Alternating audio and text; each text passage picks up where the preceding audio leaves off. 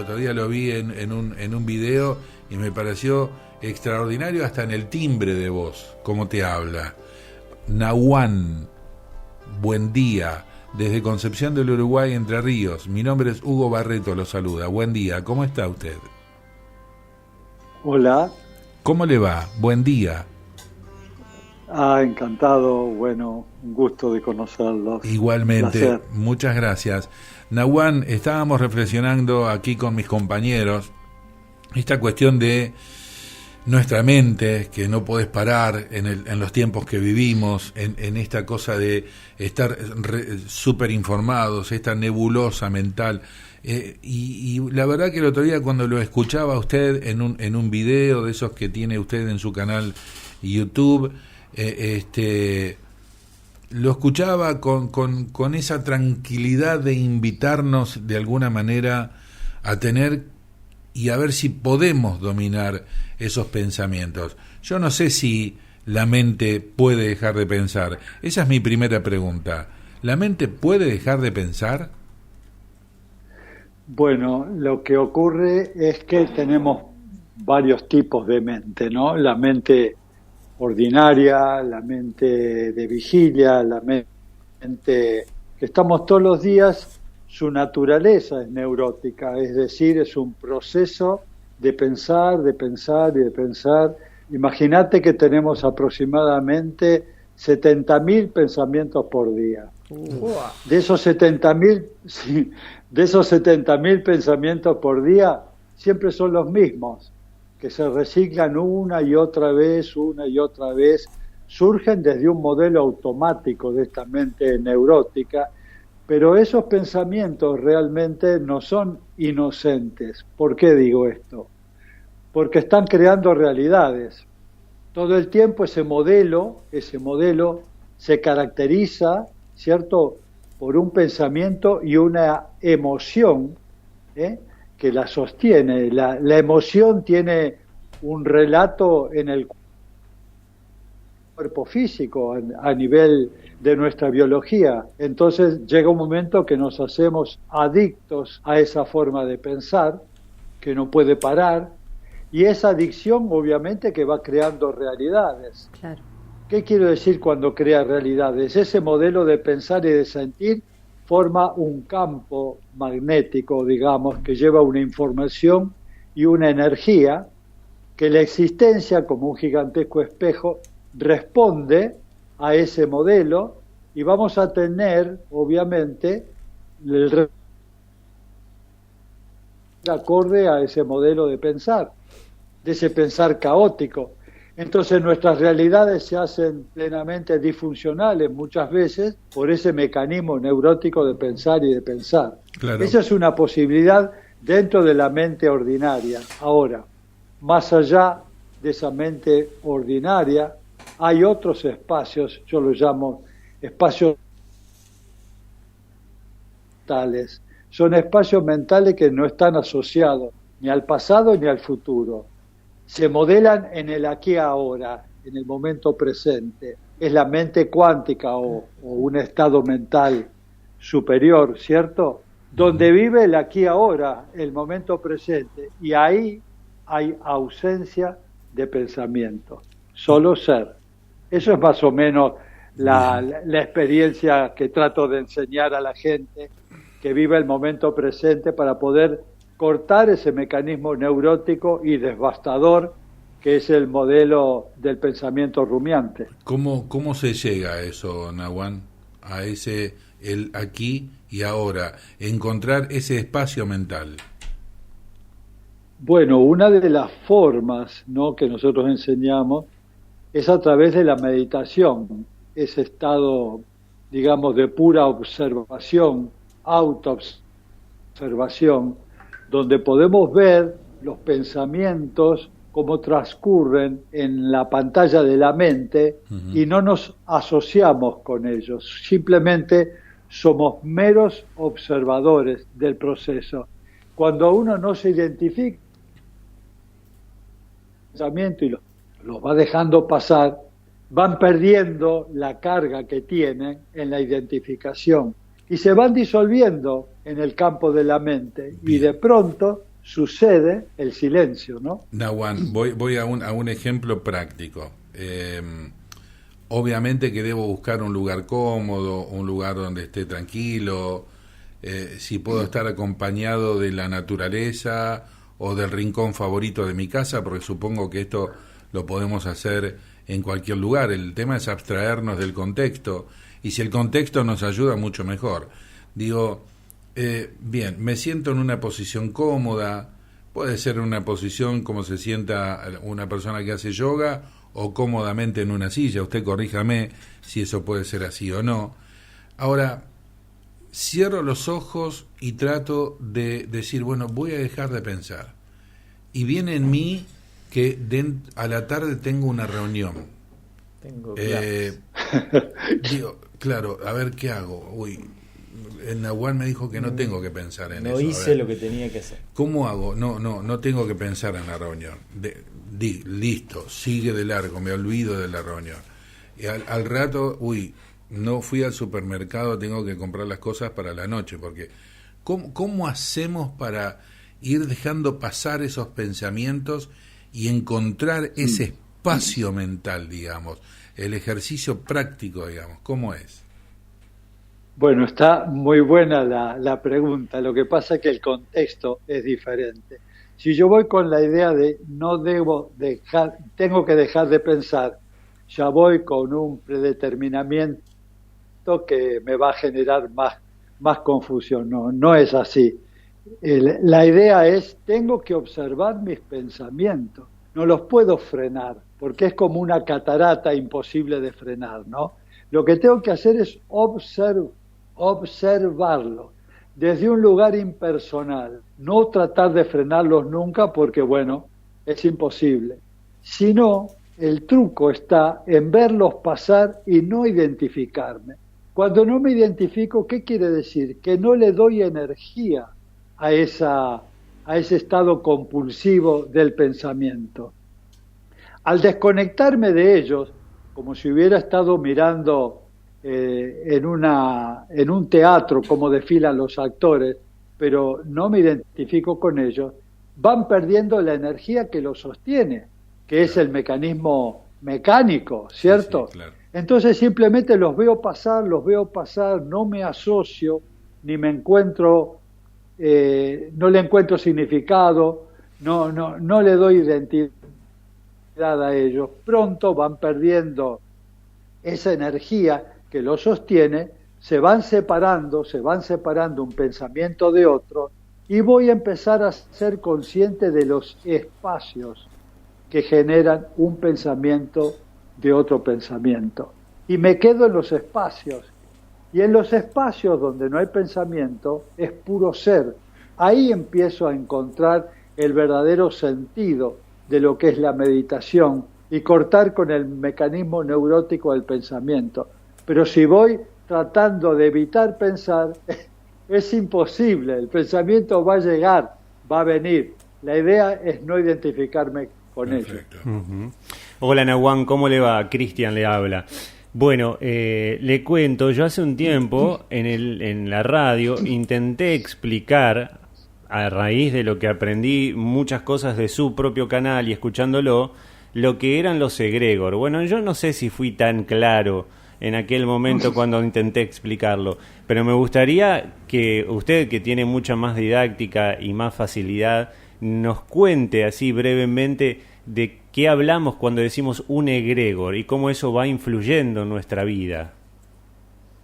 Correcto, bueno, ya entramos en un circuito de mayor complejidad, porque estos pensamientos pueden ser pensamientos volátiles que van pasando, no dejan demasiada huella. Pero hay otro tipo de pensamientos o modelos de pensar que se van creando, muchas veces tienen muchos años, que crean una forma de ver la realidad, es decir, un mecanismo hipnótico, ¿cierto? Que determinados pensamientos son una especie de filtro a través de los cuales vemos la vida. Cuando esos pensamientos de determinada índole se sostienen en el tiempo, los mismos pensamientos y las mismas emociones se va creando un elemento que llamo egregor, que es un campo de energía y de información, ¿cierto? Que con el tiempo se va haciendo una especie de aislamiento, es decir, se separa del propio creador, que somos nosotros, y comienza a tener una especie de vida propia. Esa vida propia tiene una especie de psicología como un ente que sale de nuestro propio campo mental, pero ya tiene una vida propia. Y lo único que quiere él es persistir, subsistir. Entonces va a influir de alguna manera para que siempre pensemos y la emoción que lo identifica sea de la misma índole. Entonces pensamiento y emoción se sostienen en el tiempo creando esta morfología, ¿no? Que tiene una inteligencia primitiva, pero de subsistencia. Él va a subsistir. Pero lo que ocurre es que en esa subsistencia nos hace pensar y sentir siempre de la misma manera, porque él se alimenta de ese modelo emocional mental. Entonces nuestra vida de pronto se ve dirigida por estos mecanismos inconscientes. La persona no sabe que tiene ese ente que él mismo creó y empieza a ser conducido por este modelo por caminos realmente que son muy complejos. Claro. ¿No? Pongámosle un ejemplo, ¿no? Una persona que a veces vemos, ¿no? Personas que como que viven todo el tiempo angustiada o todo el tiempo nerviosa o todo el tiempo Correcto. de determinada manera. Es como que toda su vida siempre está en torno a ese sentimiento o a esa emoción y no pueden como salirse, ¿no? Exacto, porque es un campo que la persona no puede dominar, porque se arma un campo automático que opera como un programa, y la mente automática en la que generalmente la gente vive no puede darse cuenta de eso y no tiene los elementos para poder neutralizar a este personaje que hemos creado nosotros mismos. Entonces, ahí entramos en un sistema feedback, de dependencia de este modelo. Entonces, esta otra mente a la que yo trato de enseñar a poder aprovecharla en nuestra meditación, crea un estado mental o de conciencia que yo llamo el testigo. El testigo es esa especie de conciencia autoobservante que puede percibir perfectamente el juego y la dinámica de esta energía, y entonces sí, ya hay una autoridad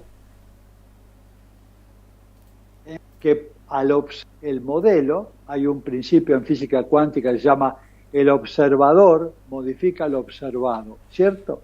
Entonces la presencia de esta conciencia autorreferente que observa el mecanismo lo va debilitando, no entrando en el circuito de la estrategia del egregor, y de a poco va perdiendo su energía, como si fuera una planta que no la regás un día, otro día, otro día. Va perdiendo el territorio, y de esa manera la conciencia misma puede neutralizar la acción del egregor, pero nunca la mente de vigilia o la mente ordinaria. ¿El egregor, Naguán, es generado por nosotros o lo podemos heredar también? Claro, hay tendencias que heredamos, forma de pensar de nuestros orígenes, nuestros abuelos, padres, abuelos, tienen también formas fijas de ver la realidad que son transmisibles, ¿no? Pero no en un acto verbal, sino en un acto energético. Nosotros les pasamos los modelos a nuestros hijos, no porque le aconsejemos una u otra cosa, pero es un modelo energético que se instala en el campo energético de las demás personas. Y ahí estamos también en un problema, ¿no? En estos tiempos que vivimos de vorágines informativas, aceleradas, de nuevas tecnologías, de sobreinformación, de pandemia en información, hablar de estas cosas, hay gente que no entiende nada, ¿no? Que no no la ve, no quiere o no la ve o realmente lo no ubica cree. o no cree, ¿no? Lo ubica en un terreno como demasiado fantasioso a esto, ¿no? ¿Cuál ha sido su experiencia en ese sentido, Nahuan? Porque usted, tengo entendido que es un profesional universitario. Correcto, y que correcto. en algún momento de su vida ha decidido dar un giro de 180 grados en su vida. Y ha venido del mundo de la racionalidad, del laburo, del ser profesional, de pagar la cuenta, de la ¿no? ciencia tradicional, y todo lo demás, para pasar a este mundo de la espiritualidad, del pensamiento. ¿Cómo ha sido esta transición en Nahuan? La maravilla de esto es que esto no se contrapone con la ciencia en absoluto. Cuando uno estudia neurociencia, que es una especialidad que me encanta, y entra a considerar dentro de la neurociencia el paradigma holográfico, vamos a ver que en el paradigma holográfico empieza a mostrar que el cerebro es un holograma, es decir, es un campo de información y de energía. Yo lo llamo cuerpo mental, al holograma del cerebro. Entonces nos damos cuenta que no es el cerebro el elemento que piensa, como se cree clásicamente, sino que el holograma es utilizado por el pensador, es decir, el yo real nuestro utiliza el cuerpo mental, que está aparte del cerebro porque es sustancia energética, y genera una vibración que se llama pensamiento. Y en ese campo mental de Gregor no es detectado a nivel del cerebro porque no está ocurriendo en 3D, en el campo somático, sino que está ocurriendo en el campo. Un gran profesor como Carl Pribram, uno de los grandes neurofisiólogos, determinó, ¿cierto?, con su estudio, que el cerebro es holográfico, y crea la realidad matemáticamente, ¿cierto?, cuando puede decodificar la información que existe en el campo de energía de una dimensión inferior y traducirla como un pensamiento. Y dice, el cerebro es holográfico dentro de un universo holográfico. Entonces allí los componentes de la realidad que nosotros estudiamos en la física clásica hoy están totalmente obsoletos. Hoy tenemos que hablar ya de un campo energético, ¿cierto?, que la neurociencia estudia, que es la holografía. Entonces ya entramos en un campo mucho más complejo de la mente y de la psiquis, que no lo podemos observar desde un plano tridimensional. Sí. No sé si soy claro con él. Sí. Nahuan, la verdad que, nos gustaría hablar mucho más, pero no queremos robarle más tiempo. A mí me quedan dos preguntas. Una es, en estos tiempos que estamos atravesando de pandemia y demás, sé que usted ha reflexionado acerca del miedo, ¿no? De la relación con el miedo. Ese es por un lado. Y después, ¿cuán difícil se hace cuando uno se topa o cuando se está entrando en este camino de la espiritualidad, pero se topa con los escépticos y con aquellos que intentan refutar cualquiera de las teorías o de las posibilidades en las que uno empieza a conocer y a investigar y a indagar? Esas, digamos, serían las dos últimas preguntas. Y bueno, pero eso está muy bien porque nosotros lo que estamos haciendo es una experiencia de crecimiento personal y hay gente y muchísimas personas que ya están despertando a esta visión y empiezan a encarnar esta nueva conciencia de este nuevo tiempo, ¿cierto? Y hay otras personas que están viviendo la experiencia de la visión clásica, de la visión tridimensional, y está muy bien porque no le ha llegado todavía el tiempo de este despertar, de esta visión diferente de la vida, ¿no? Entonces, no estamos en contra de eso, sino respetando profundamente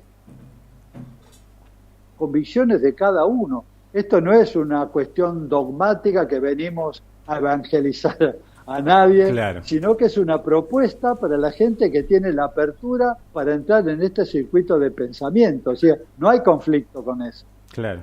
Cada cual va dibujando, trazando su camino, ¿no? Su camino. Y el cortito, tema del miedo. lo último, lo del miedo, que me parece muy interesante también preguntárselo.